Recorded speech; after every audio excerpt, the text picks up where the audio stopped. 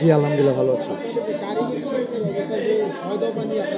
জি আমাদের দফাগুলো হচ্ছে প্রধান দফা হচ্ছে আমাদের কারিগরি সেক্টর পরিচালনায় কারিগরি শিক্ষায় শিক্ষিত মানুষ থাকতে হবে। আমরা দেখতেছি যে আমাদের পরিচালক মহাপরিচালক তারা কারিগরি শিক্ষায় শিক্ষিত না।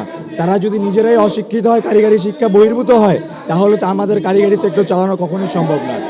আমাদের কারিগরি সেক্টর পরিচালনায় অবশ্যই কারিগরি শিক্ষায় দক্ষ জনবল আমাদের লাগবে, এবং পরিচালনায় যারা যারা আছেন ডিজি থেকে শুরু করে চেয়ারম্যান, বোর্ড চেয়ারম্যান, ইভেন যত পরিচালনায় যত ব্যক্তিবর্গ আছেন তাদের সকলকে আমাদের কারিগরি শিক্ষায় শিক্ষিত মানুষ থাকতে হবে। আমাদের বৈষম্য বিরোধী ছাত্র আন্দোলনে আমরা সবাই জানি, আমাদের এই ছাত্র আন্দোলনে আমাদের বগুড়ায় কোনো বিশ্ববিদ্যালয় নাই। আমাদের বগুড়ায় সবার প্রথম বগুড়া ঘেরাও করেছে কারা? আমাদের বগুড়া পলিটেকনিক ইনস্টিটিউট। এবং আমাদের ফেনীতে কোনো বিশ্ববিদ্যালয় নাই, ফেনী কারা ঘেরাও করেছে? Feni polytechnic institute. এবং বরিশালে সবার প্রথম কারা নেমেছে? বরিশাল পলিটেকনিক ইনস্টিটিউটের শিক্ষার্থীরা নেমে রাস্তা ব্লক করেছিল।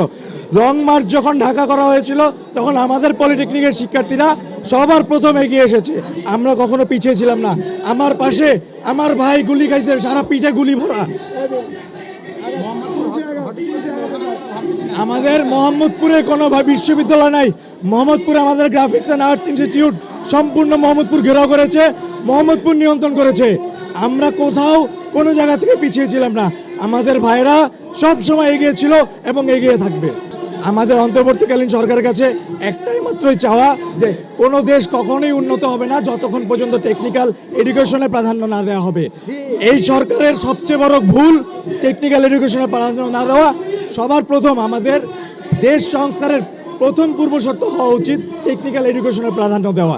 টেকনিক্যাল এডুকেশন যতদিন পর্যন্ত গুরুত্ব না পাবে ততদিন পর্যন্ত দেশ উন্নত হবে না। আমার নাম মোহাম্মদ জুবায়ের পাটোয়ারি।